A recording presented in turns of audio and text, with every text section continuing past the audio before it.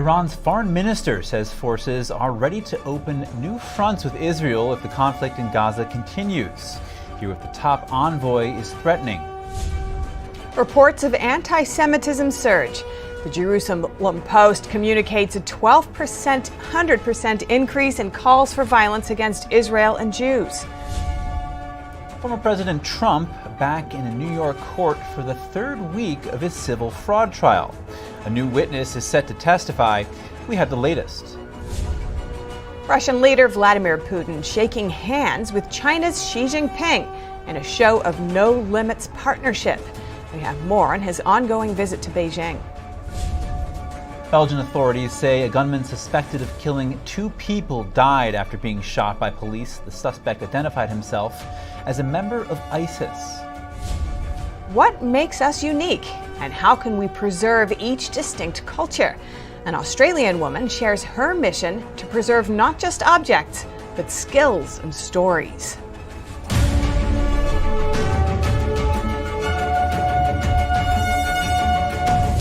Hello and welcome to NTD News Today. I'm Chris Beers. And I'm Stephania Cox. We have insights and perspectives on the stories shaping our world. Breaking news, in-depth analysis, and inspiration to power your day. We start with updates from Israel.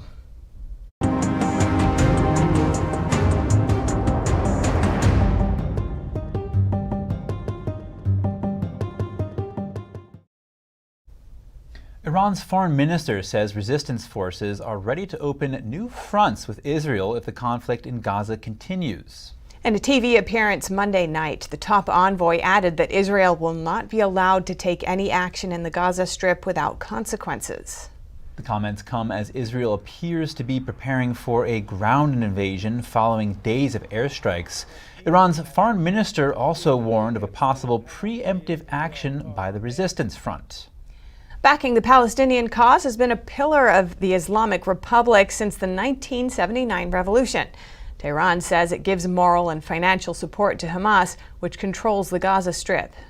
The U.S. has called Iran one of the world's biggest state sponsors of terrorism. The Senate seems united when it comes to supporting Israel. The heads of both parties want to get things going and send aid, even as the House is still unable to pass bills. The surest way to stop violence against Israelis and oppression of Palestinians is to wipe terrorists like Hamas from the face of the earth. And as Israel's closest ally, the United States must lead by our example in supporting its efforts to defend itself for as long as it takes.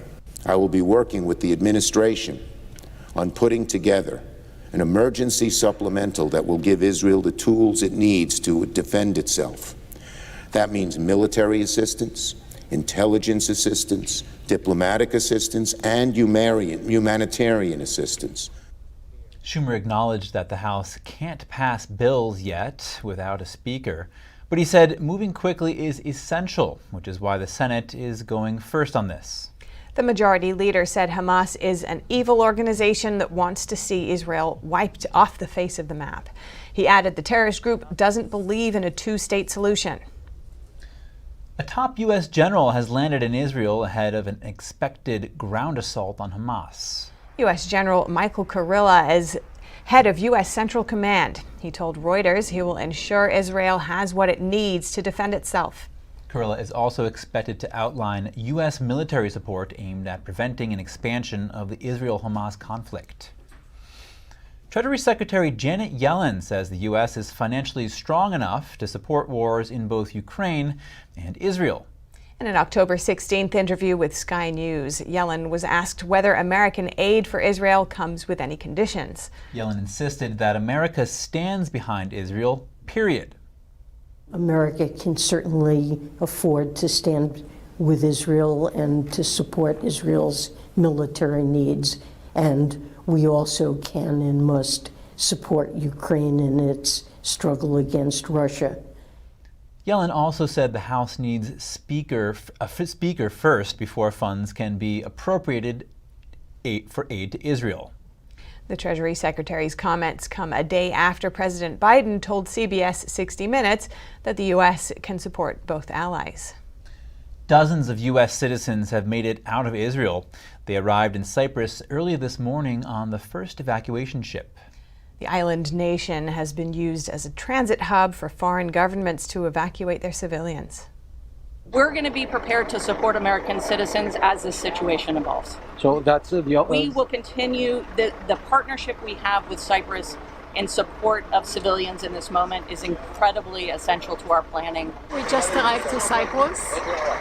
I feel relieved to have my daughter here with me, and no alarms, and not thinking about all the sounds of the airplanes above. Our families back at home were very worried for us, and so we said it's time to go home. So we contacted the consulate, and they said there's a ship leaving, and we decided in 10 minutes, let's go to Haifa. A Cypriot government official told Cyprus State TV more evacuation vessels were expected to arrive over the next 12 hours.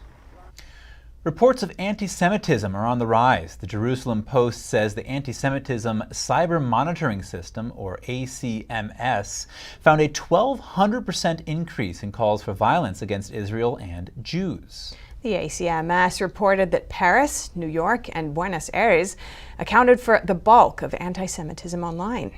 Hamas launched its terror attack on Saturday, October 7th. From then until October 10th, the system tallied 157,000 anti-Semitic comments. According to the report, that's a 450% increase from the 4 days before the massacre. Social media has also come under scrutiny since the conflict erupted. Companies are working to combat misinformation and anti-Semitism on their platforms in recent days. Flagging and removing graphic and violent footage have also become top priorities. Senator Tim Scott praising Israeli Prime Minister Benjamin Netanyahu.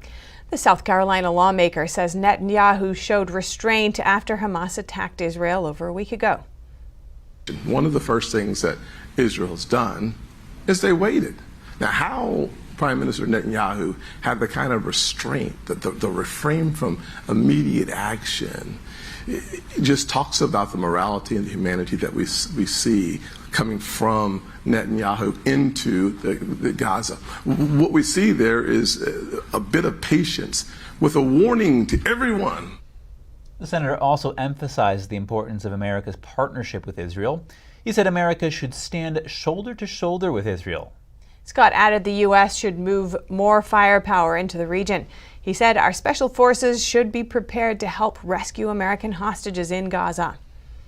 And Senator Tom Cotton commenting on Hamas supporters in the United States. The Arkansas lawmaker wants an immediate expulsion of foreigners who support Hamas and its violent acts on Israel. That includes those on student visas. Cotton served in Iraq and Afghanistan.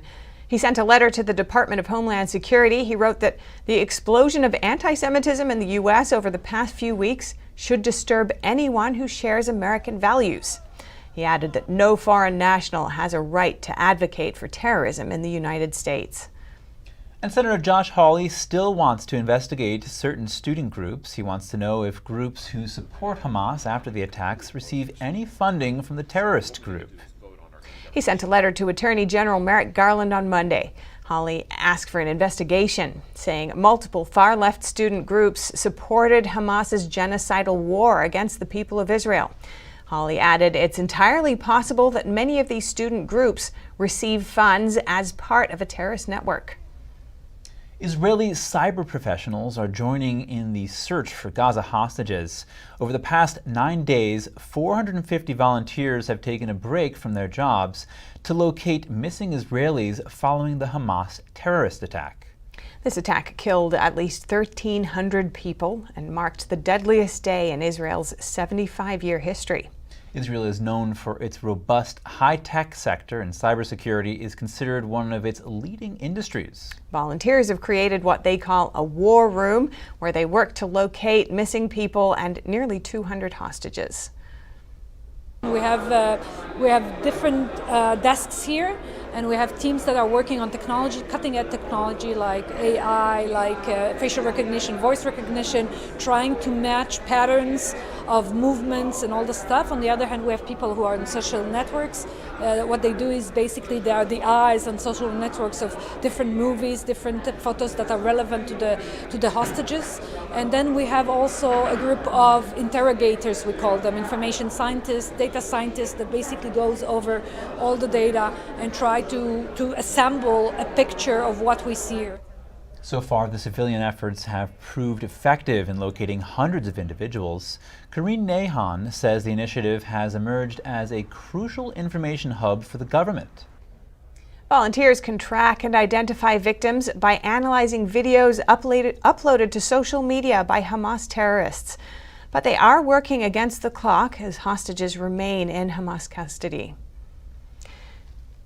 Earlier today, I spoke with the CEO and Jerusalem Bureau Chief of the Jewish News Syndicate, who's in Israel now, for an on-the-ground perspective and analysis of the Hamas-Israel war. Alex, thanks so much for coming on our show. To start with, I'd like to ask you, how are people in Israel, how are they coping, and what's it like there on the ground? Well, it's certainly a tense moment. There's been over 1,000 funerals in the country since the massacre which took place on Saturday. And since then, over 360,000 reservists have been called up. And Israel's a small country, so having so many reservists who are all fathers, sons, daughters, brothers, and best friends being called up to war is certainly unsettling, and knowing that they are likely to be entering into a highly booby-trapped, dangerous urban fighting environment with Hamas terrorists is definitely unsettling. At the same time, Israelis have been ducking in and out of bomb shelters as air raid sirens continue to go off over Israeli population centers. Just this morning, Tel Aviv and the surroundings were all sent into bomb shelters, as were in Beersheba, which is Israel's third largest city, as well as yesterday in Jerusalem, and certainly in the areas around the Gaza Strip. Coming up, President Biden is set to visit Israel for talks. Do you expect there to be substantive commitments coming out of that?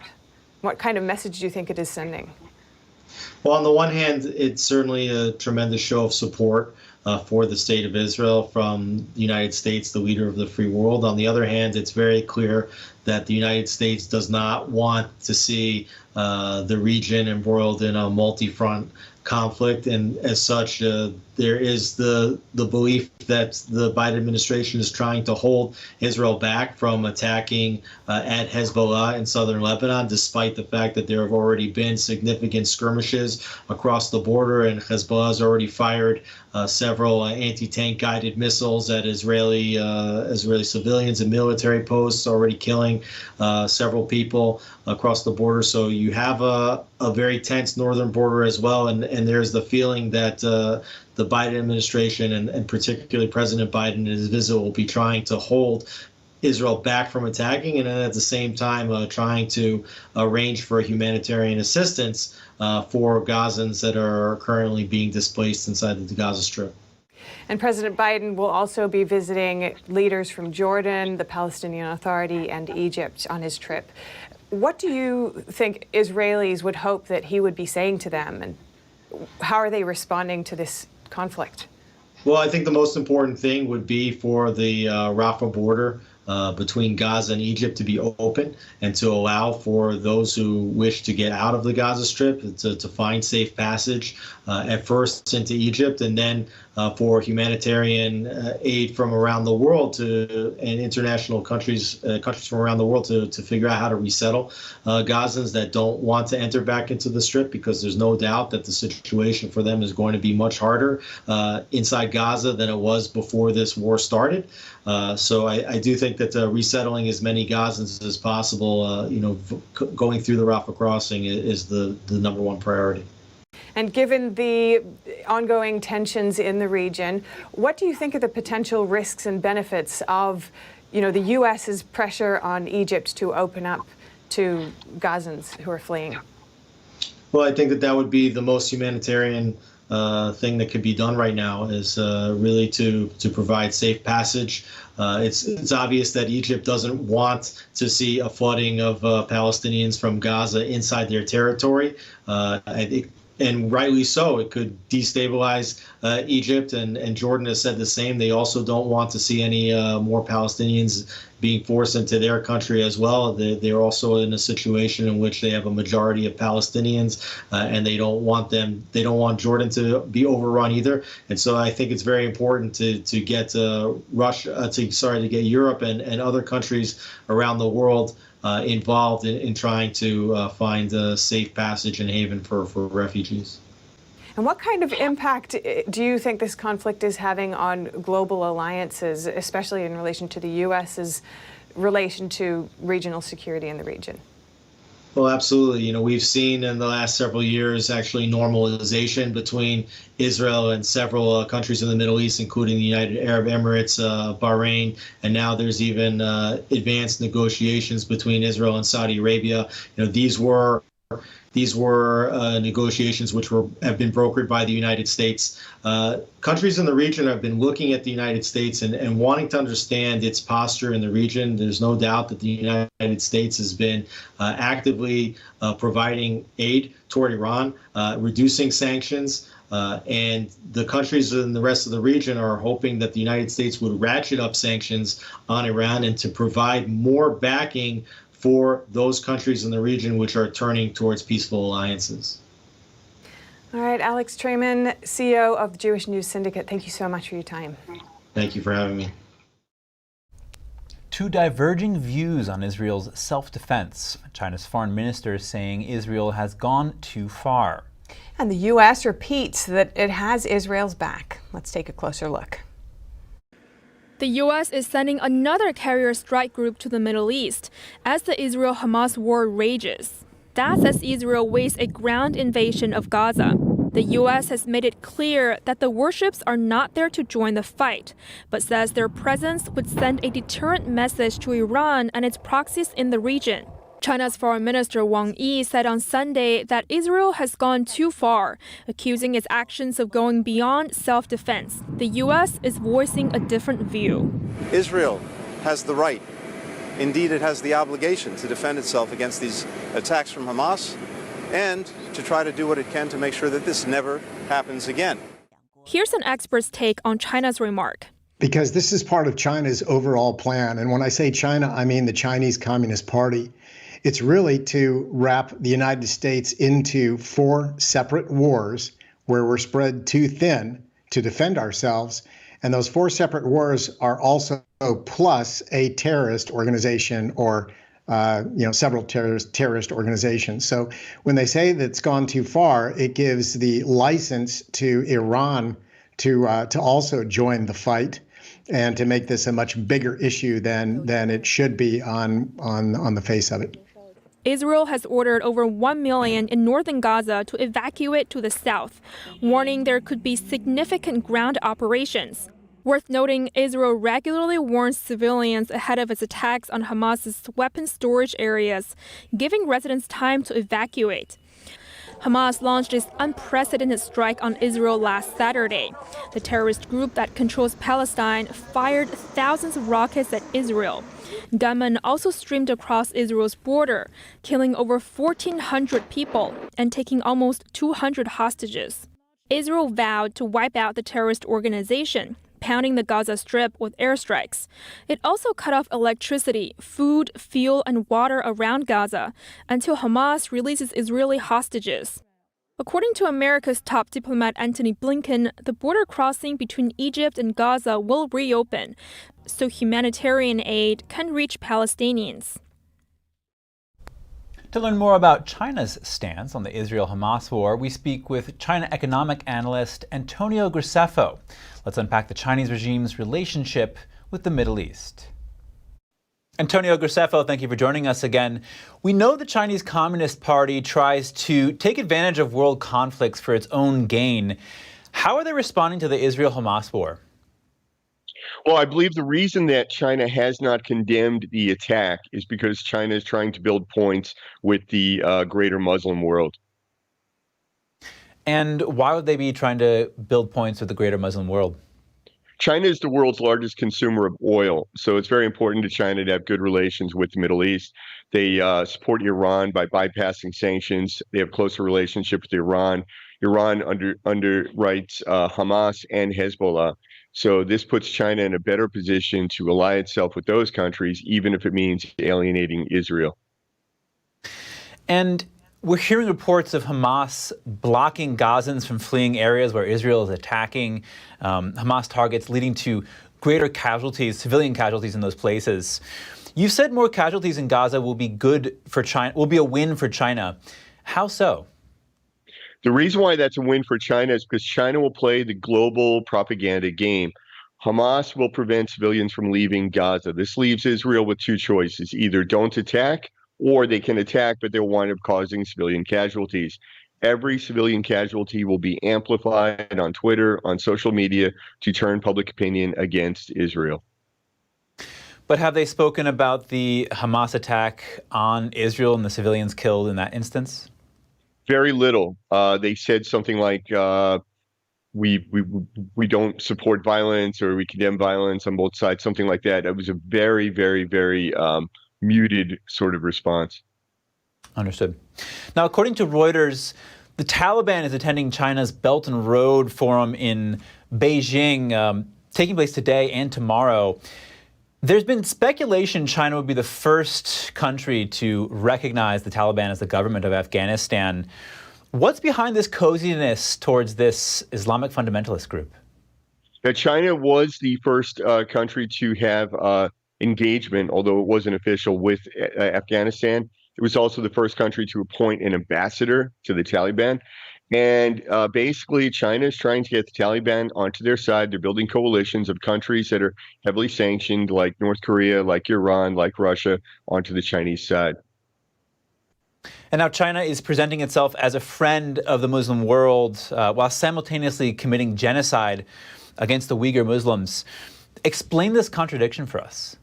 This is the great irony, but I think that, money talks. I think that you have a lot of Muslim majority countries in the Belt and Road. They're benefiting financially, ostensibly, and for that, they're keeping their mouths shut about Xinjiang. Taliban needs friends. They're not going to speak up about Xinjiang, even though Taliban extremists, terrorists were going into Xinjiang in the past and, committing terrorist acts on behalf of the Uyghur. Wow. Now, this stance towards the Middle East isn't something new. For example, Yasser Arafat visited China 14 times, and he had meetings with the highest level CCP officials over the years. How far back does the CCP's friendliness towards Islamic fundamentalists go, and why this relationship, if you can say a little more?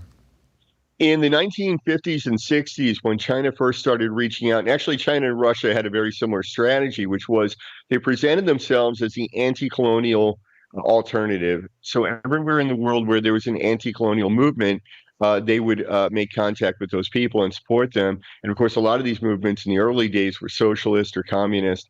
And so that put China in league with the PLO, for example. They were one of the first countries to engage with the PLO and to support them.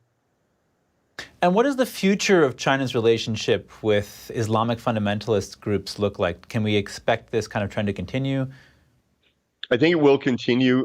China is not really making any significant movements towards becoming a net fuel exporter or to stop importing fuel, stop buying oil. So China will remain the world's largest oil consumer unless India grows at such a significant rate that they wind up buying more. So as long as China needs oil, China will be the number one client of the Middle East. China will continue to try and build coalitions against the United States, and that would mean then allying itself with these terrorist organizations. Okay, Antonio Graceffo, thank you. Coming up, how will the newest gag order impact Trump? The judge narrowly tailored the order. Is it fair, or can it still affect his run for president? And we hear tips to deal with all the bad news. Amid wars and turbulence, a psychologist tells us the best way to cope and help your kids as well. More in just a moment here on NTD News Today.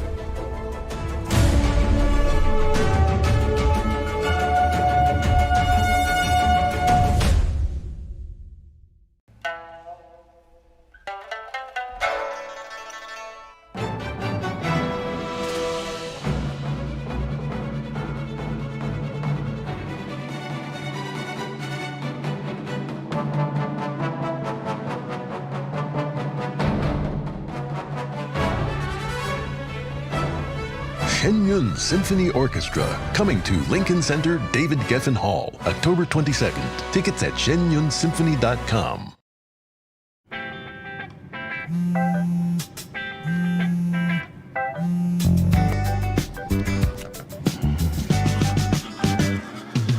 Baby, you see, you're so right for me, and I'm right for you. I love the things you do, like sweet tasting wine. Your lips are so divine. Your loving turns me on. My lonely days are gone. That's why I'm never gonna let you go. Never gonna let you go. Babe, I'm never gonna let you go.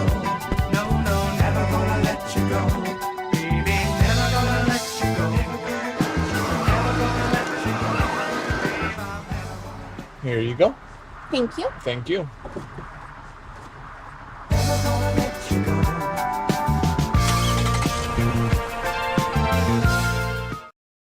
Anyone who's ever sold a home can tell you it is really hard. That's why who you work with matters. Together with HomeLight, we've helped thousands of people sell faster and for the best price.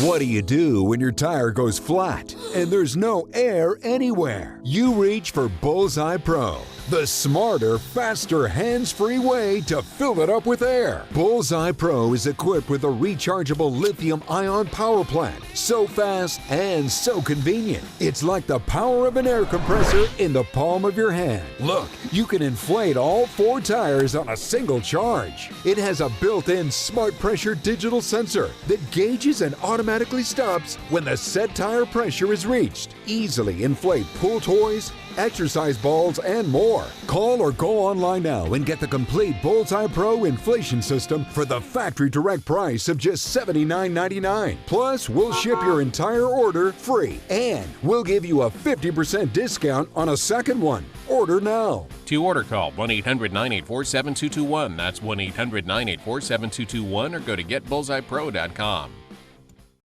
A friend of mine, she told me about Bonatti. He was the only one to address all 4 discs as quickly as possible. And if you're to that point where you can't take it anymore, like I was, do your research, find out who the best is, and get it done. Visit AskBonatti.com.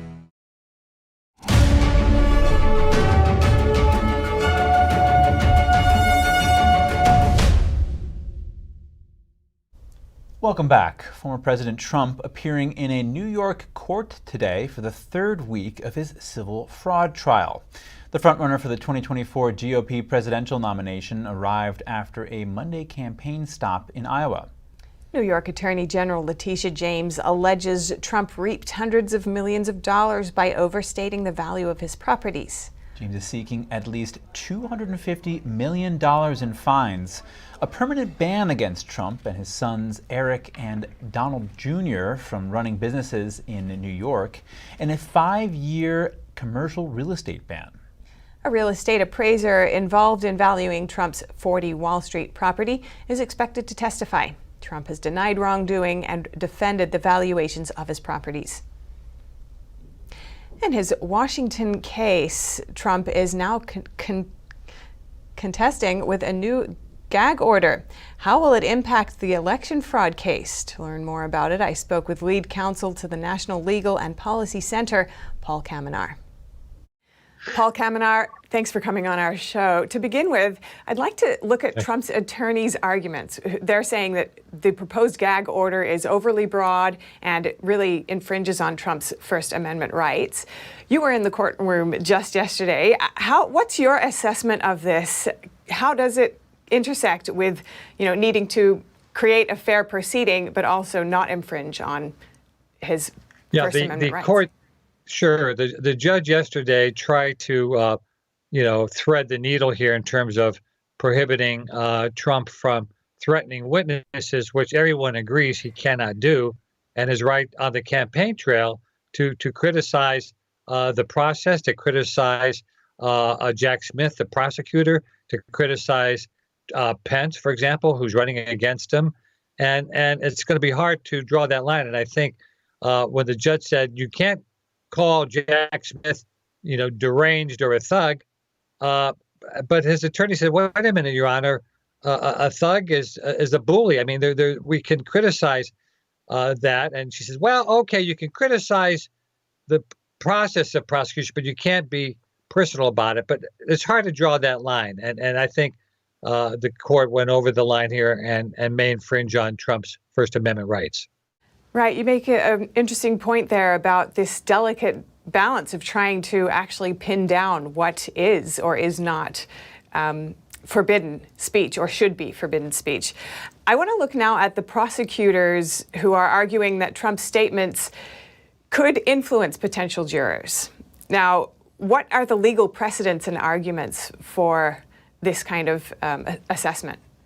Yeah, I think that argument doesn't hold any water here. I mean, they went after him because he was criticizing the District of Columbia, that the city is crime-ridden.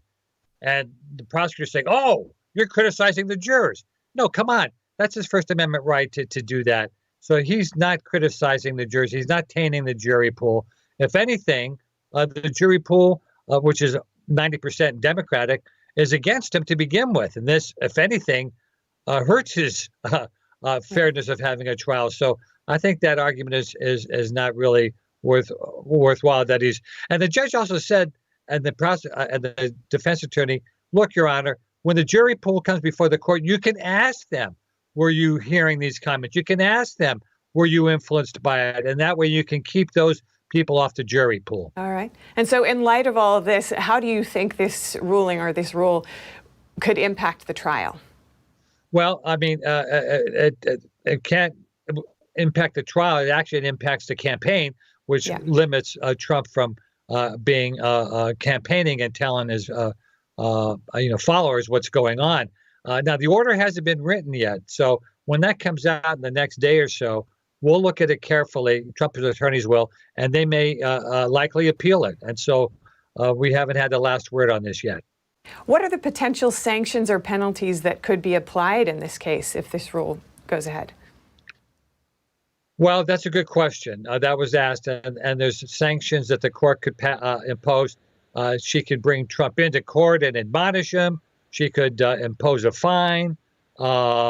She could actually, imprison him. But that seems so impossible and improbable here. So that's a good question. And I think, as his attorney said, Your Honor, so far he's abided by your pretrial conditions. He hasn't threatened witnesses and the jury. So that's the baseline. So this other stuff the prosecutor's asking, I think, is just not necessary to have. All right. Thank you so much. Paul Kamenar, lead counsel to the National Legal and Policy Center. Really appreciate it. Are you feeling anxious about the news these days? What can we do to cope with the tension that builds up with each new war, scandal, or tragedy? We speak with Dr. Chloe Carmichael, author of Nervous Energy, Harness the Power of Your Anxiety. Dr. Chloe Carmichael, thank you so much for joining us. With the Israel-Hamas war, turbulent politics, COVID fallout, and so many of the other crazy things just unfolding in the world right now, people are really reeling with anxiety from all of this. I mean, some are even in extremely difficult circumstances emotionally. What's your advice to them? Well, the healthy function of anxiety is actually to stimulate preparation behaviors or healthy action behaviors. So I actually have a system called CARE, C-A-R-E. And what we do is first we think about what's going on, and then we take some kind of a healthy action. So that could be, trying to get politically involved, writing a letter to your politician, finding out how you can support or donate. And then reflecting, thinking about the action you took, thinking, does that feel right to me? And then the E is actually to ease into something else, because we don't want to remain myopically focused on one issue. That's not usually good for us. How can people keep up with current events, with all these crazy things we're talking about, without getting overwhelmed and just disconnecting entirely? Yes, thank you. That's a really important question. So I do think it's important that we have to know our limits. I mean, there's all kinds of extremely graphic images online right now, and sometimes we can get the confused idea that how much graphic material we are willing to watch is a barometer of how much compassion we have, and that's not necessarily true. So you have to know your limits, and if you are starting to see a news clip rolling and you say, okay, I get the feeling they're going to show something awful here, you don't have to see it. It doesn't mark you as more or less compassionate. Again, thinking about the point is that what is this stimulating me to do? Maybe have a conversation and talk about it with somebody, even drawing closer to your faith in a time like this. Those are good ways to draw support and to take healthy action. Yeah, absolutely. Now, your book, Nervous Energy, talks about harnessing the power of anxiety, and you touched on this a little bit just before. How does one do that? And what could that look like for people experiencing anxiety about, the horrific news we're hearing out of the Middle East right now? Yeah, so the interesting thing about anxiety, again, is that its healthy function is to stimulate preparation behaviors. And one of the ways it does that is by zinging our bodies sometimes with a lot of adrenaline and a lot of cortisol, as if we're supposed to go physically fight a war. So one thing that's also important to do is to make sure that we are getting our exercise and giving our bodies a chance to just work out some of the stress hormones, that we are experiencing. However, also, as far as direct action that we might want to be taking, I think we all probably know someone who knows someone who's in Israel, right? And so maybe asking, is there a care package I can send? Is there a letter of support I can write? Even my local politician, letting them know we want it to be clear that we stand with Israel. So the idea is action. Again, we don't want to just sit there letting those ideas stew around inside. Yeah. And I just want to focus on children. These kinds of things impact them differently. How so, would you say? Well, of course, with children, the key thing is that we need to make them feel safe. And you can actually do the care system for children as well, where you can help them to consider and maybe take a small healthy action and reflect, and then help guide them to know that it's okay to ease into something else. But the key thing for children to know is that they are with a loving adult who will keep them safe, and definitely guard your children from social media right now. They do not need to be exposed to these images. All right, Dr. Chloe, thank you very much. After the break, a gunman suspected of killing 2 people in Belgium has died. According to Belgian authorities, the suspect identified himself as a member of ISIS. And Britain is taking steps to address overcrowded prisons with a focus on inmates from foreign countries. Find out more about this money-saving plan.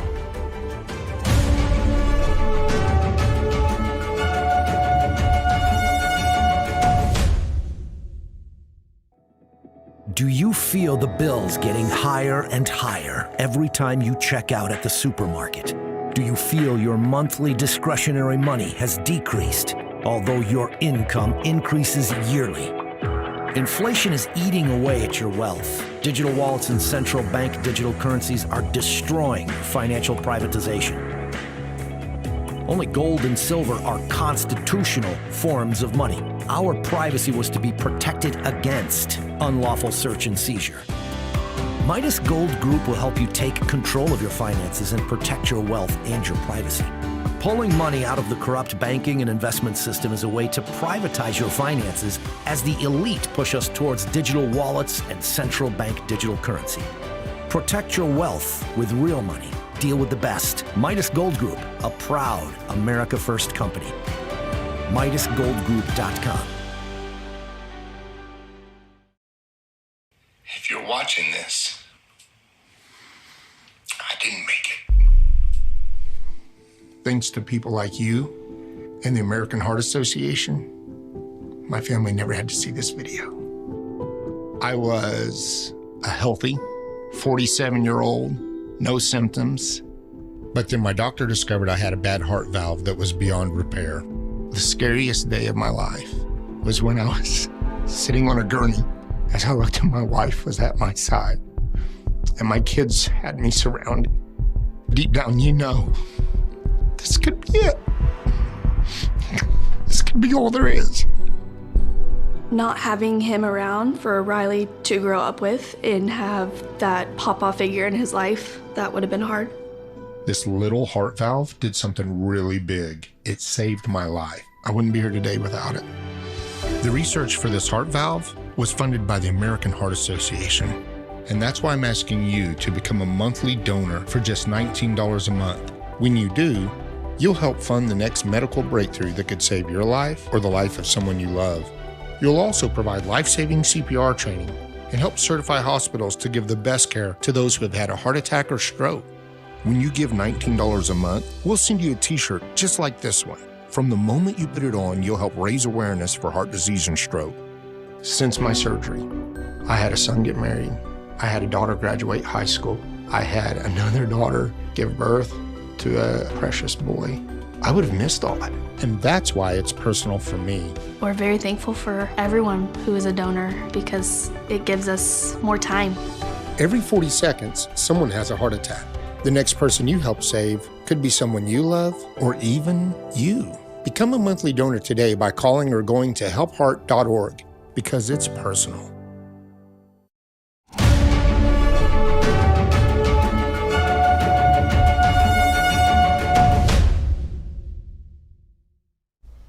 Back to the news. Belgian authorities say a gunman suspected of killing 2 people died after being shot by police this morning. The suspect identified himself as a member of ISIS and claimed responsibility for the shooting in a video posted online. Here's the story. The aftermath of the scene where 2 Swedish football fans were shot dead in Brussels on Monday evening. Now authorities say a 45-year-old Tunisian gunman suspected of killing them died on Tuesday after being shot by police in a cafe elsewhere in the Belgian city. The man, who was shot in the chest, died in hospital from his wounds, media said. He's suspected of killing 2 Swedish nationals and wounding a third in the city centre on Monday night. On Tuesday morning, police were seen removing bags of evidence from the apartment block where the suspect lived. Officials say the suspected attacker unsuccessfully sought asylum in Belgium in November 2019 and that he was known to police in connection with people smuggling. The shooting came at a time of heightened security concerns in some European countries linked to the Israel-Hamas conflict. The suspect had fled the scene after the shooting on Monday as a football match between Belgium and Sweden was about to start. It triggered a massive manhunt and prompted Belgium to raise its terrorism alert to its highest level. And now some more headlines from around Europe. The EU foreign policy chief says Biden's visit to Israel and Jordan absolutely necessary. Here's Joseph Borrell. President Biden's visit is absolutely necessary because we have asked Israel to carry out its defense activities respecting international law, that humanitarian corridors be opened so aid can be taken to Gaza, that civilians be protected. I am sure this will be the message of the U.S. president. Borrell also acknowledged that Biden will go to Jordan before Israel. That's to meet with leaders of the Arab world, including Egyptian leaders and President Abbas of Palestine in the West Bank. European Union leaders today are holding an emergency video conference that's to settle on a united approach to the crisis triggered by the Hamas attack on Israel. It comes after days of confusion and mixed messaging. For example, last week, a member of the EU's executive body declared on social media that all EU development aid to Palestinians had been frozen, only for the announcement to be later rescinded. In fact, on Monday, the European Commission announced it's tripling humanitarian aid to Gaza. This was at a summit in Albania in Eastern Europe. The Commission has announced to triple humanitarian aid for civilians in Gaza to 75 million euros. And we are launching an EU humanitarian air bridge to Gaza through Egypt. The first 2 flights will start this week. She added there can be no justification for Hamas's heinous acts of terror and the brutal slaughter of 1,400 people in Israel. She said Israel has the right to defend itself, but that civilians in Gaza nevertheless need humanitarian aid right now. The Commission previously also announced an urgent review of financial assistance to ensure no money is being taken by Hamas. And today, German Chancellor Olaf Scholz met with the King of Jordan. He called on regional actors to prevent an escalation in the Middle East. Once again, I expressly warn Hezbollah and Iran not to intervene in this conflict. Together with our allies, we as a federal government are doing everything in our power to ensure that this conflict does not escalate further. Jordan's king, meanwhile, warned against pushing Palestinian refugees into Egypt or Jordan. He said that the humanitarian situation must be dealt with inside Gaza and the West Bank, and that a third of Jordan's population is already of Palestinian origin. German Chancellor Scholz is on a solidarity visit to Israel now. He'll then travel on to Egypt from there. Russia is revoking ratification of a treaty which bans nuclear testing. The former Soviet nation says the U.S. has an irresponsible attitude to global security. The lower house of Russia's parliament voted by 412-0 to exit the treaty. Some experts are concerned Russia may now be inching towards a nuclear test that could be perceived as a threat by the West. Turning to Spain, the European Union is conducting its first joint EU military exercise. The EU says it's to boost their role as a defense actor and global security provider. A total of 2,800 men and women from Austria, Spain, France, Hungary, Ireland, Italy, Malta, Portugal, and Romania are actively participating. The primary aim of these exercises is to be able to quickly deploy forces beyond the borders of the European Union. With the target set for 2025, the EU aspires to be able to swiftly mobilize up to 5,000 troops in response to imminent threats and crisis situations. And lastly, international drug trafficking in Europe. Italy today announced almost 60 people were arrested in Italy and Spain. That's on suspicion of international drug trafficking, money laundering, and fraud. Italy's police says searches, arrests, and seizures are ongoing throughout the country and abroad. Britain has set out plans to tackle overcrowded prisons in England and Wales. More foreign prisoners will be sent back to their own country following an earlier number removed in March. Currently, there are over 30,000 foreign criminals in British prisons, costing more than $1.2 billion a year. Let's zoom in. The government has pledged to send more foreign prisoners home as Justice Secretary Alex Chalk on Monday set out a range of reforms covering England and Wales. It comes amid serious concerns about overcrowding in British prisons, with nearly 90,000 prisoners in England and Wales. The Justice Secretary said that over 3,000 foreign criminals have already been removed in the year to March, but more than 10,000 remain locked up. Under new plans, foreign offenders will be removed sooner into their sentences. Currently, foreign criminals can be removed up to a year before the end of their sentence. Ministers want to bring that forward 6 months, in a move hoped will save £70,000 per prisoner. The announcement also includes plans to bring forward legislation that would allow prisoners to be held overseas, similar to Belgium and Norway. Chalk also plans to send fewer low-level offenders to prison.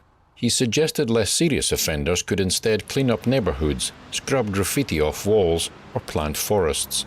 Labour labelled the plan as half-baked. Coming up, Netflix planning another price hike.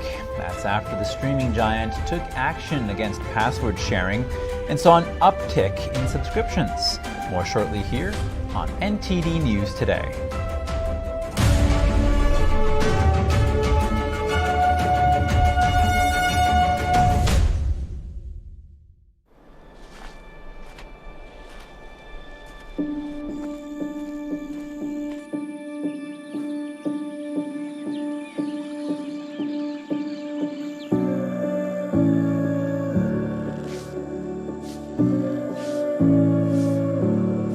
One in 5 children worldwide are faced with the reality of living without food.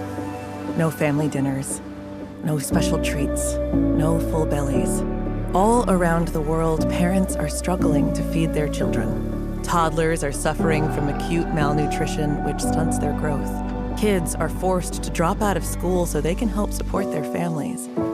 COVID, conflict, inflation, and climate have ignited the worst famine in our lifetime. And we're fed up.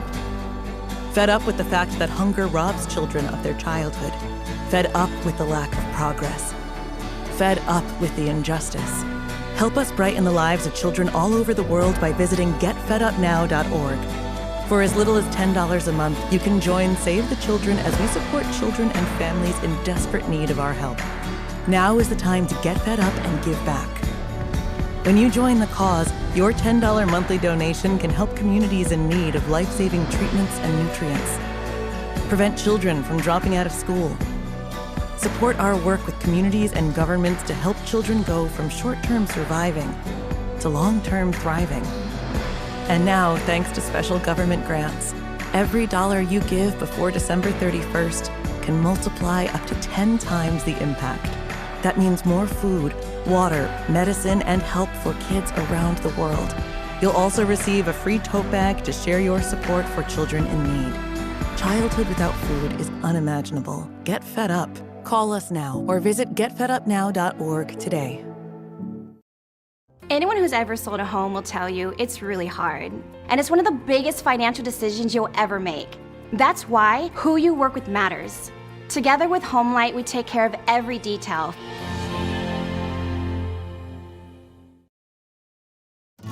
Say goodbye to harsh, bitter coffee and hello to a delicious, smooth brew. With specialty quality beans, expertly roasted in-house, you'll taste the difference with every sip. Fermented with a blend of 50 enzymes, Days Coffee delivers a rich brew like no other. Made with the highest grade specialty beans available, you're sure to taste the difference. Elevate your morning with Days Enzyme Fermented Coffee.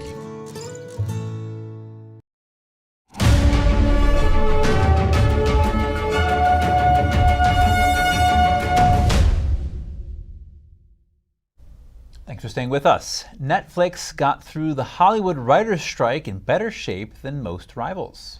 It was helped by its strong lineup of content and a major presence in overseas markets. Now the streaming giant is planning its next steps. The firm is due to release earnings on Wednesday, and analysts think price hikes could come soon after.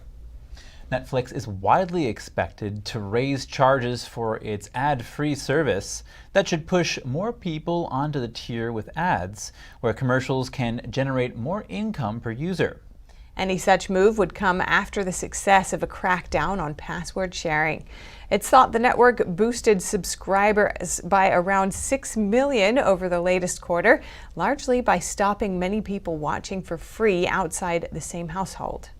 That has also helped make it the only profitable major streamer. Overall, Wall Street analysts predict Netflix will post its fastest growth in 5 quarters. Third quarter revenue is seen jumping 7.7 to just over $8.5 billion. Now we turn to a conversation with a cultural conservationist. She tells me that while many aspects of humanity's heritage are at risk of being lost, much can be done to turn the tide. And she and her team down under are working to do just that. We spoke when I was there earlier this year. Conservator Victoria Pierce sees culture as infinitely renewable, but she says cultural heritage is not. Let's see some of our discussion. Every element of our community can be strengthened and benefited by embracing our past. Conservator Victoria Pierce sees culture as infinitely renewable, but says cultural heritage is not. Our heritage and our culture is what defines us. So fundamentally, it's always evolving and always changing. It's almost limitless as a resource. But what is being lost is our value for our culture as we become more global. Our human connection gets smaller with the internet and through social media. And so our unique assets of what defines us nationally, in our communities, locally even, starts being diluted. She and her team in Fyshwick, Australia, apply specialized skills to conserve the essence of and stories within objects, artworks, buildings, and more. I have a corrosion expert and metals conservator, an electrician and conservator who works on electrical artworks. We also have a specialist book and paper photographic conservator. And they work to keep intangible assets alive as well, such as skills that Pierce says are sunsetting much too soon. Barrel makers, blacksmiths, watchmakers, French polishers. We have tanners, bookbinders, stone carvers, monument makers, gilders, luthiers, all come to our event. A trade show to demonstrate craftsmanship to younger generations who may be mesmerized by more modern, lucrative endeavors. Because this younger generation has probably never even heard of a Cooper, let alone seen one work. So the idea is to encourage the next generation to consider these as really needed, essential and valuable careers that have fantastic export opportunities. And an opportunity through export to contribute to a world where national sovereignty and political stability coexist. It's about really looking at what our strengths are through our culture and our heritage, what our strengths are that we bring to the table, fostering those, preserving those strengths, and then sharing and exchanging those strengths. Pierce believes that each individual is responsible for increasing diplomacy amid the rising polarization in personal and political spheres. And through individual action, we increase diplomacy and civility, we could actually avoid real tragedy and potentially global war. A future that she and her team work towards every day. A mission that she and her team work towards every day. Reporting from New York and Australia, Stephanie Cox, NTD News. And if you have any news tips or feedback for the show, don't hesitate to email us at news.today@ntd.com.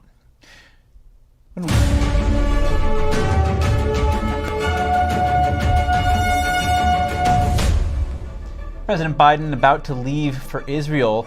What are the goals and risks of Biden's visit to an active war zone? And how does it differ from his secretive trip to Kyiv? Former President Trump back in a New York court for the third week of his civil fraud trial. A new witness is set to testify. We have the latest. New York City announces a policy change for illegal immigrants staying in shelters. Learn more about the new rule taking effect next week.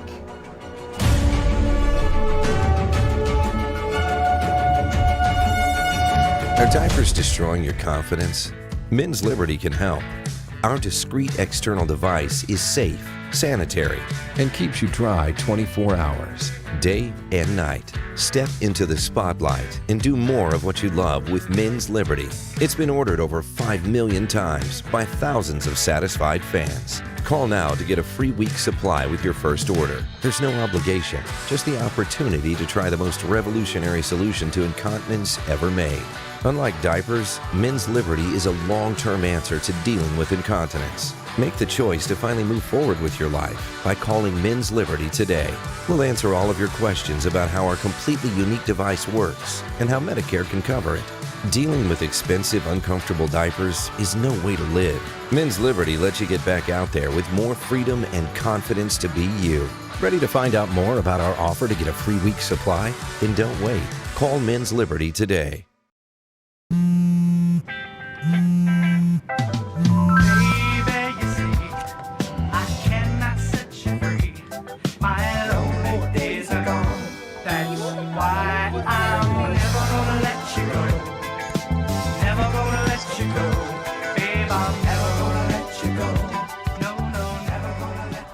Here you go. Thank you. Thank you.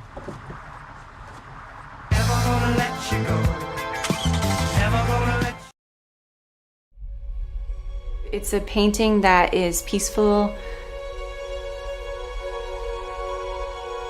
There's a lot of beauty in it. And you forget about whatever you might be worried about.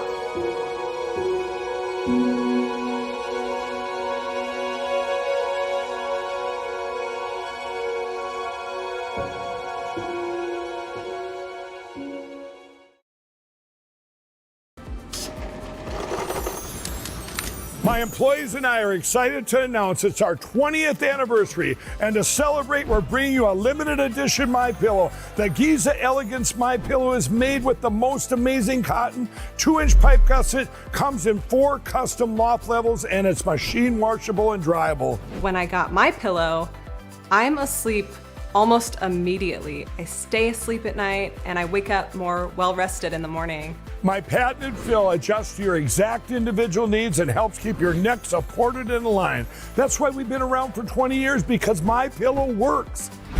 Go to mypillow.com or call the number on your screen. Use your promo code to get your limited edition 20th anniversary MyPillow queen size. Retails for $69.98, now only $19.98. That's right, only $19.98. With my 60-day money-back guarantee, you have nothing to lose. Sleep well, America!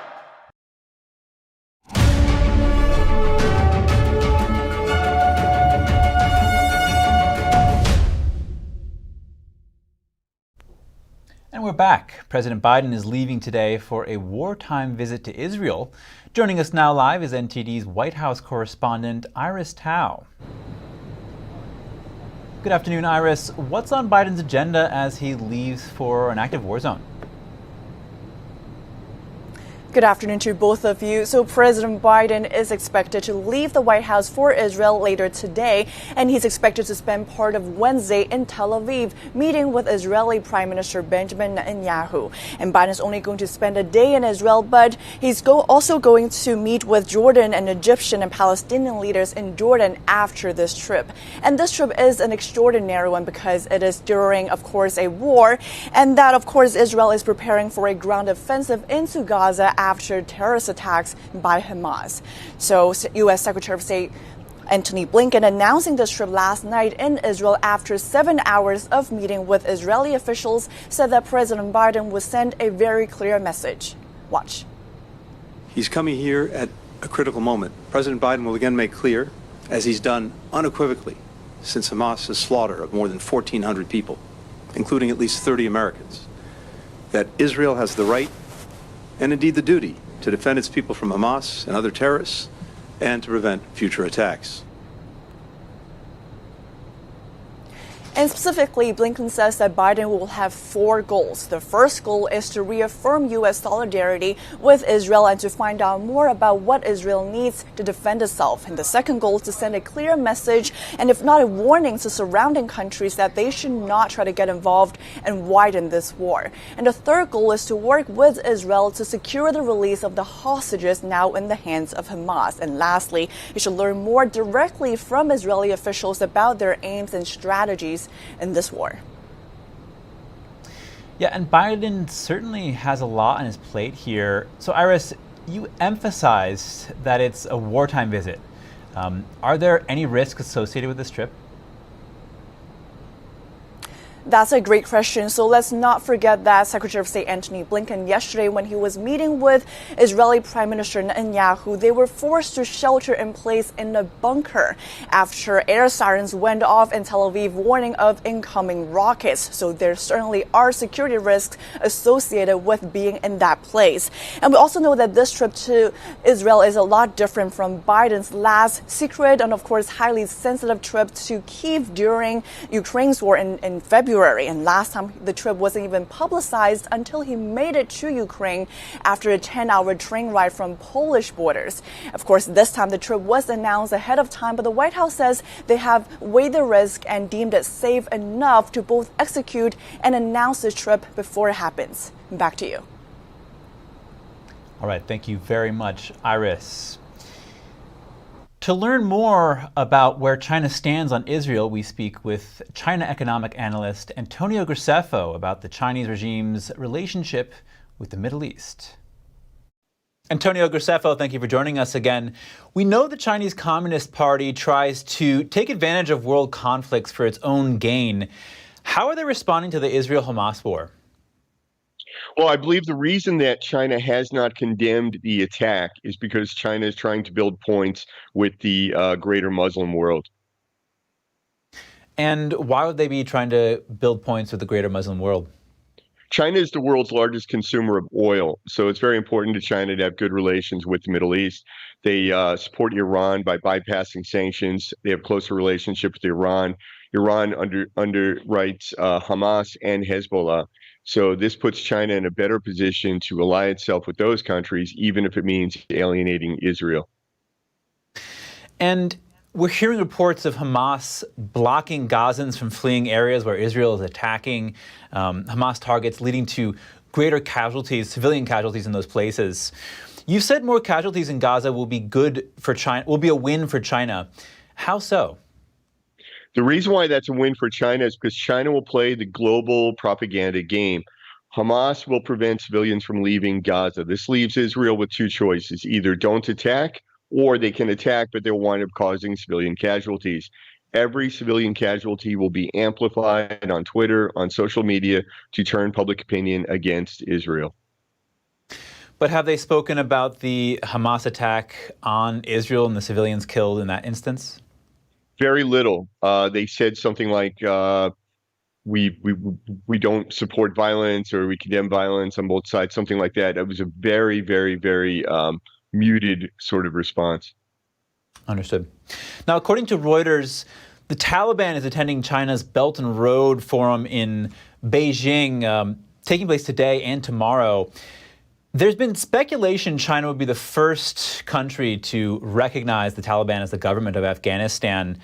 What's behind this coziness towards this Islamic fundamentalist group? That China was the first country to have engagement, although it wasn't official, with Afghanistan. It was also the first country to appoint an ambassador to the Taliban. And basically, China is trying to get the Taliban onto their side. They're building coalitions of countries that are heavily sanctioned, like North Korea, like Iran, like Russia, onto the Chinese side. And now China is presenting itself as a friend of the Muslim world while simultaneously committing genocide against the Uyghur Muslims. Explain this contradiction for us. This is the great irony, but I think that, money talks. I think that you have a lot of Muslim majority countries in the Belt and Road. They're benefiting financially, ostensibly, and for that, they're keeping their mouths shut about Xinjiang. Taliban needs friends. They're not going to speak up about Xinjiang, even though Taliban extremists, terrorists were going into Xinjiang in the past and, committing terrorist acts on behalf of the Uyghur. Wow. Now, this stance towards the Middle East isn't something new. For example, Yasser Arafat visited China 14 times, and he had meetings with the highest level CCP officials over the years. How far back does the CCP's friendliness towards Islamic fundamentalists go, and why this relationship, if you can say a little more? In the 1950s and 60s, when China first started reaching out, and actually China and Russia had a very similar strategy, which was they presented themselves as the anti-colonial alternative. So everywhere in the world where there was an anti-colonial movement, they would make contact with those people and support them. And of course, a lot of these movements in the early days were socialist or communist. And so that put China in league with the PLO, for example. They were one of the first countries to engage with the PLO and to support them. And what does the future of China's relationship with Islamic fundamentalist groups look like? Can we expect this kind of trend to continue? I think it will continue. China is not really making any significant movements towards becoming a net fuel exporter or to stop importing fuel, stop buying oil. So China will remain the world's largest oil consumer unless India grows at such a significant rate that they wind up buying more. So as long as China needs oil, China will be the number one client of the Middle East. China will continue to try and build coalitions against the United States, and that would mean then allying itself with these terrorist organizations. Okay, Antonio Graceffo, thank you. Coming up, Florida is deliberating lawyers using artificial intelligence. A proposal suggests lawyers could be required to get their clients' consent. And Oklahoma officials scrutinize an investment proposal. It would favor Blackrock, which boycotts oil and gas companies. More in just a moment here on NTD News Today.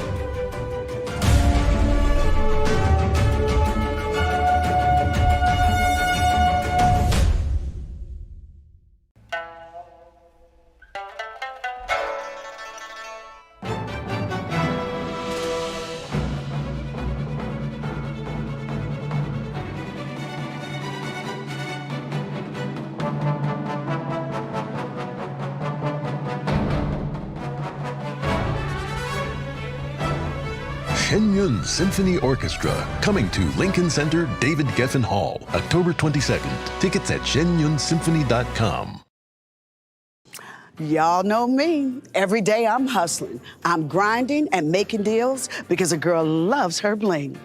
But the one thing I don't have to hustle for is paying for expensive car repairs, thanks to CarShield. Plans through CarShield can protect up to 6,000 parts and systems in your car, including the engine, transmission, air conditioner, entertainment system, and more. That's right. CarShield administrators get cover repairs paid on the most expensive parts of your car, all for one low monthly rate that never goes up, for as long as you cover your car.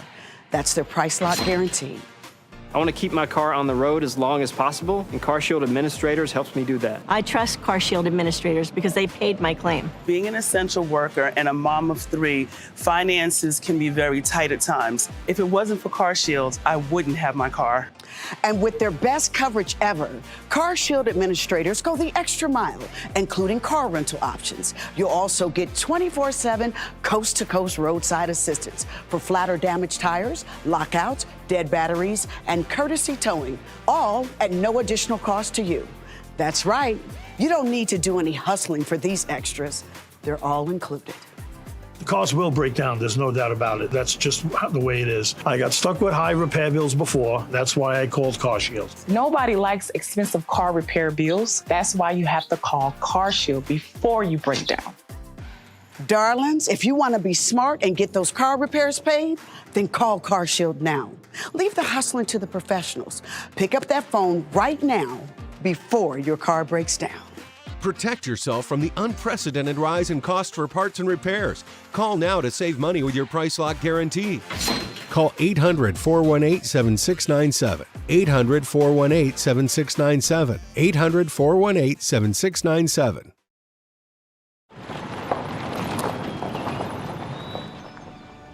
You need some help? Your tow chains are a little loose. Could spark a wildfire. I could show you how to secure them properly if you'd like. Sure. Thanks a lot. Anytime. You should check out SmokeyBear.com. They've got a bunch of tips on wildfire prevention.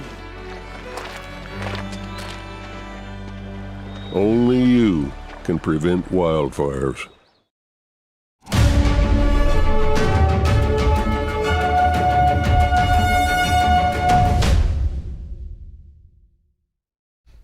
And we're back. Former President Trump appearing in a New York court today for the third week of his civil fraud trial. The frontrunner for the 2024 GOP presidential nomination arrived after a Monday campaign stop in Iowa. Here's the former president just before entering the courtroom. And the people of our country understand it. We're being railroaded. And I have other trials where being railroaded. You saw yesterday where they take away my right to speak. I won't be able to speak like I'm speaking to you. And I'm not saying anything wrong. I'm saying the truth. I won't be able to do this with that trial because the judge, which of course we're appealing, because the judge said basically I don't have a right to speak. And I'm the #1 candidate leading the Republicans by 55 or 60 points. That should be over. And leading Joe Biden. And I'm being restricted.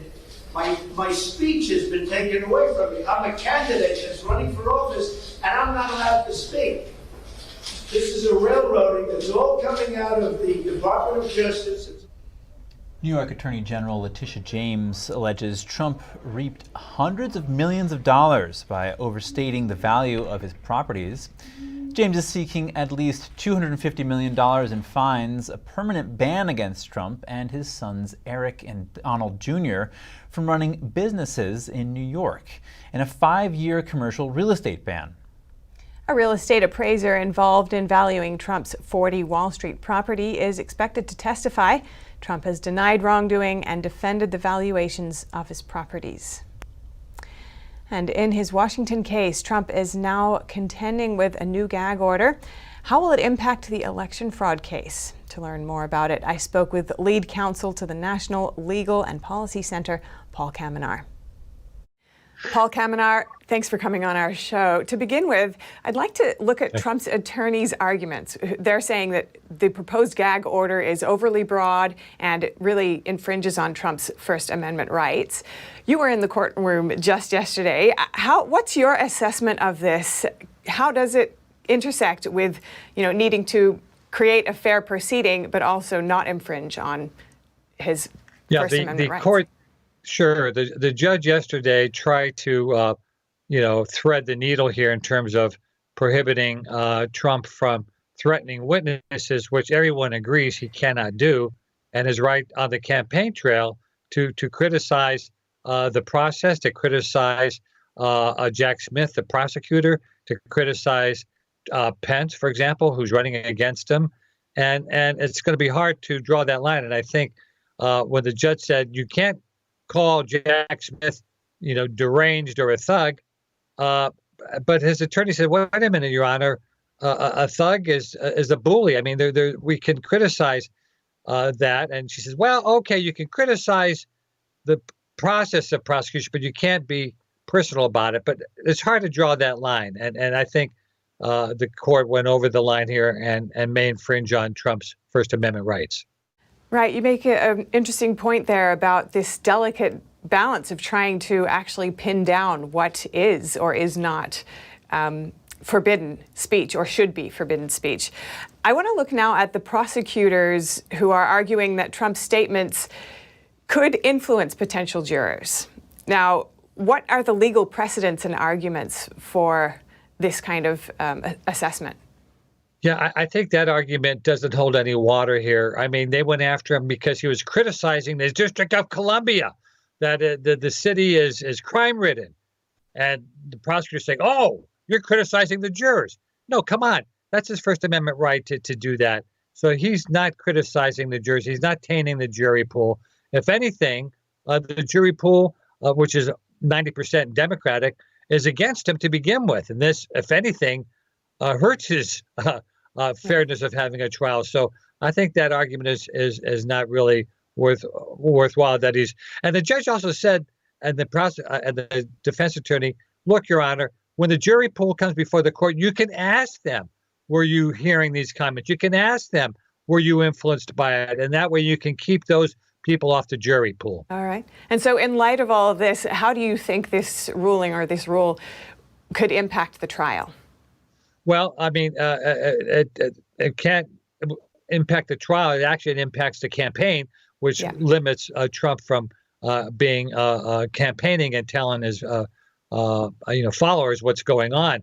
Now, the order hasn't been written yet, so when that comes out in the next day or so, we'll look at it carefully. Trump's attorneys will, and they may likely appeal it. And so we haven't had the last word on this yet. What are the potential sanctions or penalties that could be applied in this case if this rule goes ahead? Well, that's a good question. That was asked, and there's sanctions that the court could impose. She could bring Trump into court and admonish him. She could impose a fine. She could actually, imprison him. But that seems so impossible and improbable here. So that's a good question. And I think, as his attorney said, Your Honor, so far he's abided by your pretrial conditions. He hasn't threatened witnesses and the jury. So that's the baseline. So this other stuff the prosecutor's asking, I think, is just not necessary to have. All right. Thank you so much. Paul Kamenar, lead counsel to the National Legal and Policy Center. Really appreciate it. Governor Gavin Newsom signed a bill to give California drivers an extra month to update their vehicle registrations. The bill's supporters say it aims to help minorities who they say are stopped more often for small traffic violations. The law gives drivers a 30-day grace period before they can be ticketed for out-of-date registrations. It also prohibits law enforcement from stopping a driver only for a registration that's overdue by less than 30 days. But police are authorized to ticket drivers for expired registration if they pull over a vehicle for any other violation. The law takes effect July 1st, 2024. The Florida bar is deliberating over whether or not lawyers need to get their clients' permission to use artificial intelligence. As it considers the new proposal, it's calling on Florida lawyers to share their thoughts on programs like OpenAI's ChatGPT and Google's Bard. Florida bar members will have until December 1st to submit comments to the Ethics Council, which will meet again in late November. AI is increasingly being used in legal matters, but the results have been mixed. Oklahoma officials are questioning why Blackrock is handling state retirement funds when it's on a restricted list. A new proposal would give the investment firm responsibility for 60% of the Oklahoma Public Employee Retirement System's assets. This may violate the Oklahoma Energy Discrimination Elimination Act of 2022. The law prohibits any firm that boycotts oil and gas producers from handling state investments. Blackrock is on a list of companies barred by state law from handling state funds because the investment manager allegedly boycotts oil and gas companies. BlackRock's senior managing director and vice chairman said the company is focused on its responsibility to its clients. On Monday, New York City announced a new policy that will limit the amount of time a migrant family can stay at a shelter. Illegal immigrants will now be required to leave those facilities after 60 days and will have to reapply for placement. The new rule takes effect next week. 60-day notices will be given out to families who have been in the system the longest. This is the latest push to reduce resources to the more than 64,000 people who are currently in New York City's shelter system. Last month, New York City imposed a rule requiring migrant adults to leave its shelter system after 30 days before they could reapply for shelter. Since last spring, more than 126,000 illegal immigrants have arrived in New York City. The city is expected to open a new shelter in the coming weeks in Brooklyn. That would serve around 500 families with children. The National Park Service is purchasing homes at risk of collapsing into the sea in North Carolina due to beach erosion. The service says it will result in safer conditions on the beach after other homes have collapsed into the water and scattered debris in the area in recent years. The government recently bought 2 houses for a combined total of more than $700,000. The plan now, tear them down before they collapse. The move represents a new chapter in addressing a growing problem of similar at-risk oceanfront properties. Officials say it's a new tool in helping mitigate the problem. The money to buy the homes came from the Land and Water Conservation Fund, established by Congress in 1964. It protects important cultural and natural areas using money from offshore oil and gas leasing instead of tax revenue. The White House is reviewing an FDA plan to ban menthol cigarettes and flavored cigars. Now it just needs to be approved by the Office of Management and Budget, although exactly when that could happen isn't known. Scientists say menthol makes smoking more addictive and appealing to young people. In fact, the CDC reports more than half of kids who smoke use menthol products. The American Lung Association is hailing the FDA's proposed ban. Experts predict the tobacco industry will fight it in court if it gets final approval. When we return, changes are coming for New Yorkers' wages and potentially for those that drive to the city. It'll be good news for some and bad news for others. And a payment deadline is looming for Chinese property giant Country Garden. It's now on the brink of default. We'll have the details soon when we return.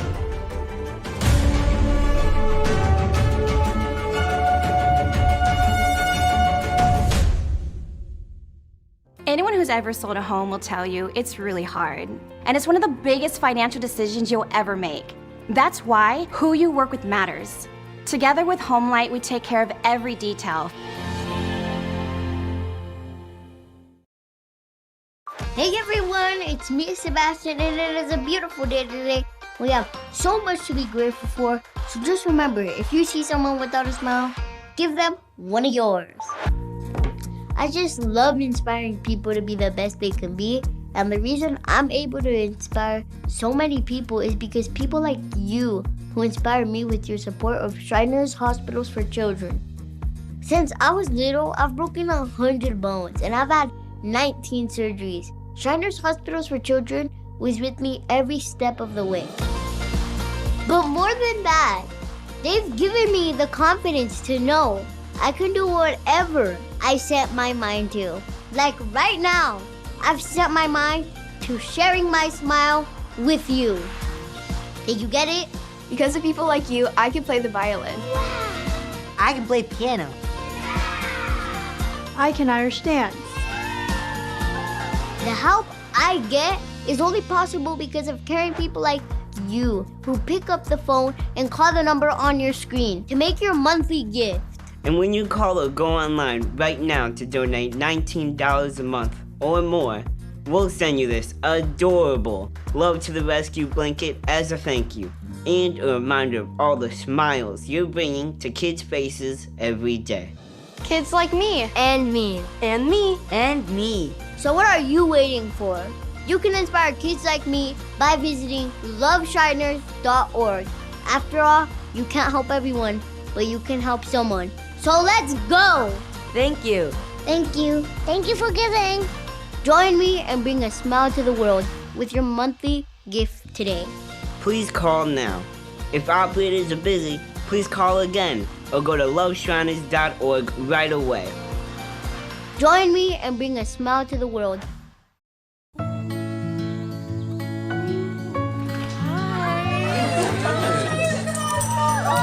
Thank you so much. Fostering a pet for a friend or neighbor can keep families together. Learn more at petsandpeopletogether.org.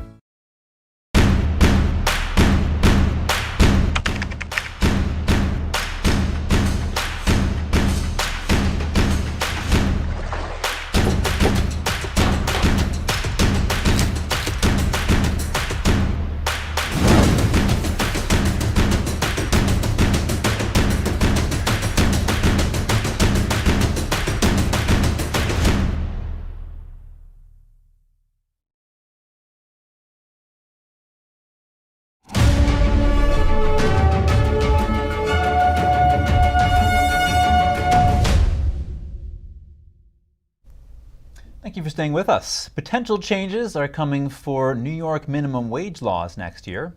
And changes are also coming to how much you pay to park at a parking meter in Manhattan. Joining us live now is NTD Business's Don Ma. First off, Don, what changes are coming for the minimum wage in New York? Right, so people who currently make a minimum wage may actually be able to see a wage increase next year. So that's going to include people all across New York State. But, you know, of course, it depends on where you live. You know, that amount could be a bit more or it could be a bit less. So currently, the minimum wage in New York City is $15 an hour. In New York State, that amount is $14.20 an hour.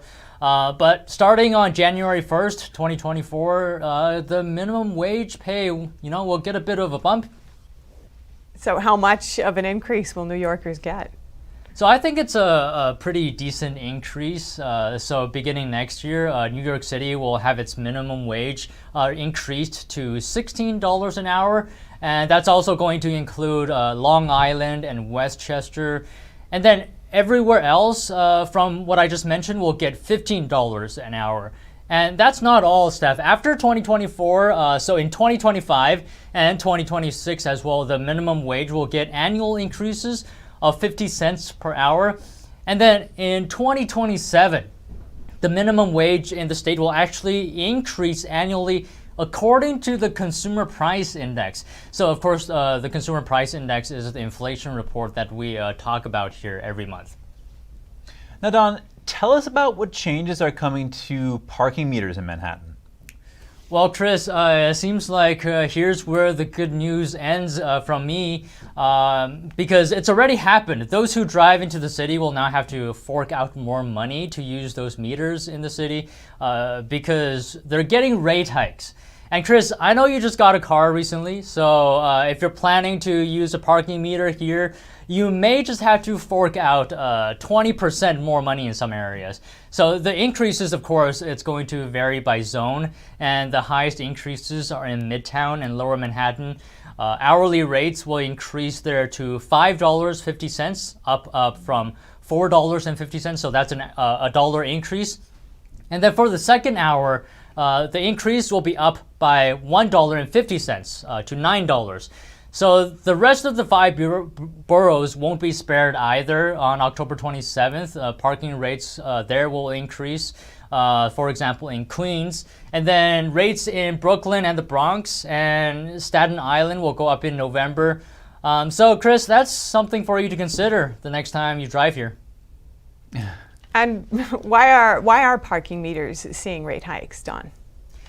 You know, Steph, I think there could be a number of reasons here. You know, there's always going to be rate increases, whether we're talking about parking, you know, subways, buses, tolls, because, you know, as long as there's inflation, as long as there's wage growth, right? I mean, people need to earn more money over time. So it's all related. But I think another reason is that because parking meters actually contribute to a higher turnover rate, promoting shorter parking sessions, which also increases parking availability in high demand areas and allowing more people to park during the day for things like, you know, shopping and deliveries. So those are some potential reasons. All right, thank you very much, Don. Yeah, thank you. And now some short headlines from Asia and around the world. Russian President Vladimir Putin was greeted by Chinese leader Xi Jinping in Beijing. Putin's making the trip as a guest of honor at the Belt and Road Forum. Russia's foreign minister said the two would discuss various topics in a bid to deepen ties. Both Moscow and Beijing have criticized Israel and called for a ceasefire in the Middle East. Leaders from the Taliban will also appear at the summit, along with heads of over 130 other countries. China's Belt and Road project is facing backlash from the West, warning that it's a debt trap for developing countries. Released Australian journalist Chung Lei bears her soul in her first interview. She returned home to her children last Wednesday after being held for 3 years by Beijing on national security charges. Sometimes I feel like an invalid, like a newborn, and very fragile. And other times I feel like I could fly and I want to embrace everything. And I enjoy everything so intensely and savor it. You get to the airport, who's the first person you see? Is it Penny Wong or is it your kids? It's my kids running at me and my mom, who has aged a lot in the past 3 years. And we just all screamed. So they've said you shared a document. I mean, we're talking about a government briefing before you went on air, right? Yes. Yeah, and essentially you broke an embargo. Yes. By a few minutes. Yes. And that's the accusation against you? Yes. I mean, when I heard that, I gasped. Chung was a former anchor for a Chinese state television. She was detained in 2020 on suspicion of sharing state secrets with another country. In 2022, she was tried in a closed courtroom, and details of the verdict were not made public until last week. Chung said she could not disclose details of her case, which is seen as an example of Beijing's hostage diplomacy. Her return signals a warming of ties between Beijing and Canberra. 2 Russian bombers made a 7-hour flight over the Sea of Japan. According to the Russian Defense Ministry, the 2 Tu-95 strategic bombers were accompanied by Su-35 fighter jets. A lieutenant general said the flight strictly complied with international airspace rules, according to a Russian news agency. The general added that long-range aviation pilots regularly carry out flights over neutral waters. Meanwhile, for the first time, a U.S. nuclear-capable B-52 strategic bomber was seen in South Korea, performing a rare flyover at the opening ceremony of the country's largest ever defense exhibition. South Korean President Yoon Suk-yeol pledged to boost the defense industry as a key part of national security strategy. He praised the strength of the South Korea-U.S. alliance. This time, the Seoul International Aerospace and Defense Exhibition is especially accompanied by the U.S. military forces. You will be able to see in person the overwhelming capabilities of the South Korea-U.S. alliance. Yoon stated that the country would also share its experience growing its defense industry with allies and establish a system of cooperation for defense and security. The U.S. has signed a 20-year agreement with the Marshall Islands worth over $2 billion in economic assistance. The country is one of 3 with ties to the U.S. under the Compacts of Free Association, which allows military access to strategic ocean areas. These nations have become important in the U.S.-China battle for influence in the Northern Pacific. The Marshall Islands funding will go towards education, healthcare, and other sectors. The agreement now awaits approval from Congress. And a single sentence describing an order of Chinese-made airplanes sold to Nepal, more trouble than they are worth. According to media, the message comes from top Nepalese officials. Of the 6 planes Nepal bought from China, 1 has crashed and 5 are grounded. Now, the over $50 million aircraft are up for sale for a mere $1.6 million, a near 97% discount. Giant Chinese property developer Country Garden could be on the brink of default. The firm has to make a $15 million payment on some of its bonds by the end of today, when a 30-day grace period ends. If it doesn't, its entire stock of offshore debt will be deemed in default. And the chances of a payment seem slim. Country Garden last week warned that it couldn't meet all its offshore debt obligations. It's already missed payments on some other bonds, although their grace periods are yet to expire. Now, non-payment would make it just the latest Chinese developer to default. The whole sector has faced a mounting crisis as home sales slow. Data from JP Morgan shows developers accounting for 40% of the country's home sales have defaulted since 2021. But with $17 billion in offshore bonds and loans, Country Garden could have an outsized impact, with default there setting the stage for one of China's biggest ever debt restructurings. Investors around the world will also be watching to see how much fallout ripples through the global financial system. With jitters mounting, analysts expect Beijing will soon have to step in with more measures to prop up its ailing property sector. Coming up, mythical heroines, a source of inspiration for Flemish master painter Peter Paul Rubens. An exhibition in London takes us closer to the female figures in his paintings. What makes us unique? And how can we preserve each distinct culture? An Australian woman shares her mission to preserve not just objects, but skills and stories. More shortly here on NTD News Today.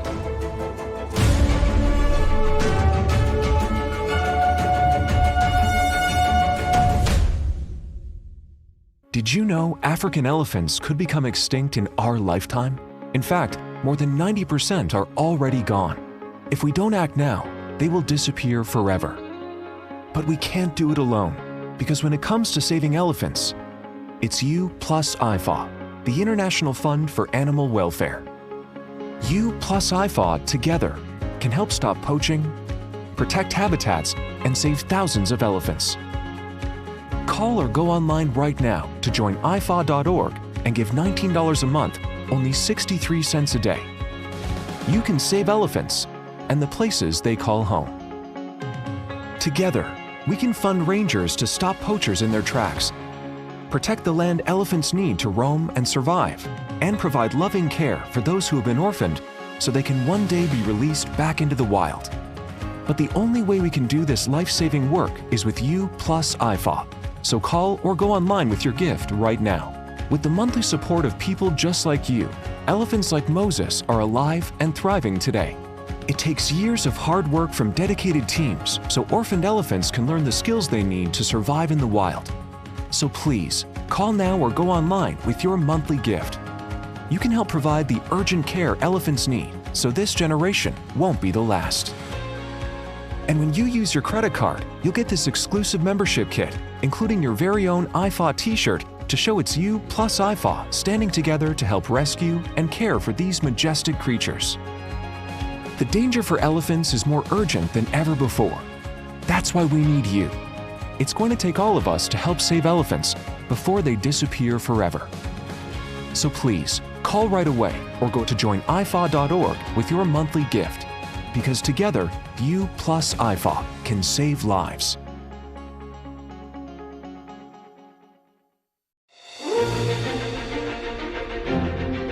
NTD's Capital Report. It's about getting answers, cutting through the fog of politics. It's about your questions and our chances to ask. What is the net impact of the American Congressman Graves? Thank you for joining us. We're speaking to those in power to find out what does this mean for the people. We're here so you're in the know. You know you don't have to wear your PT gear anymore, right? It's comfortable. So how's civilian life treating you? It's fine. When I got out, I didn't want to admit that there was anything wrong because I felt like a failure. And then I realized, there's nothing to be ashamed of. So I started talking to someone. Maybe you are fine, but if you're not, it's okay. Thank you. If you or a veteran you know needs support, don't wait. Reach out. Find resources at va.gov/reach.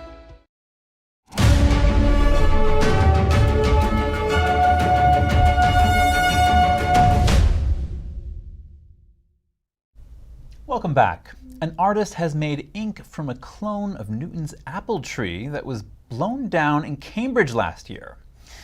A new London exhibition turns an eye toward the woman who inspired Dutch master Peter Paul Rubens. The style of the mythological heroines even has its own name, Rubenesque. Let's take a look. And now we turn to a conversation with a cultural conservationist. She tells me that while many aspects of humanity's heritage are at risk of being lost, much can be done to turn the tide. And she and her team Down Under are working to do just that. We spoke when I was there earlier this year.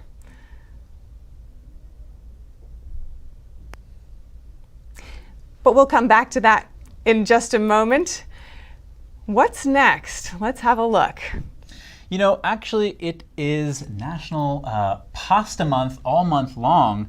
And today marks National Pasta Day. Happy Pasta Day, Steph. Happy Pasta Day. Wow, what a joyous day. I mean, there must be so many ways to celebrate that. There are 300 kinds of pasta.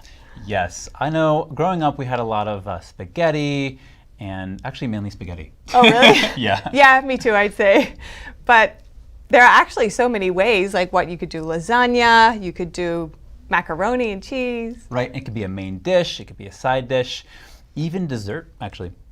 Really? Now you speak a little bit of Italian, as I recall. Un po'.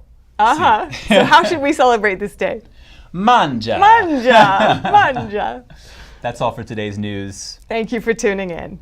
Feel free to reach out to us with news tips or feedback at news.today@ntd.com. And we'll be back with more stories tomorrow.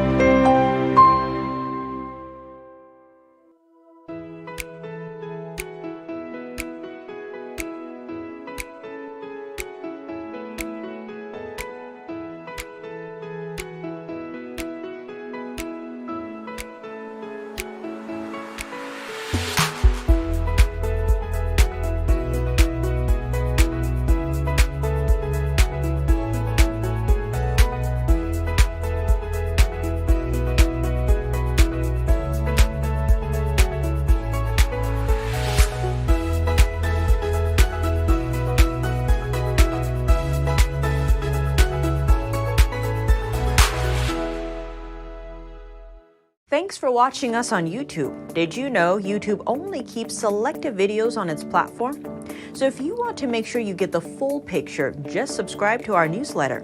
Go to newsletter.ntd.com and sign up. It's free.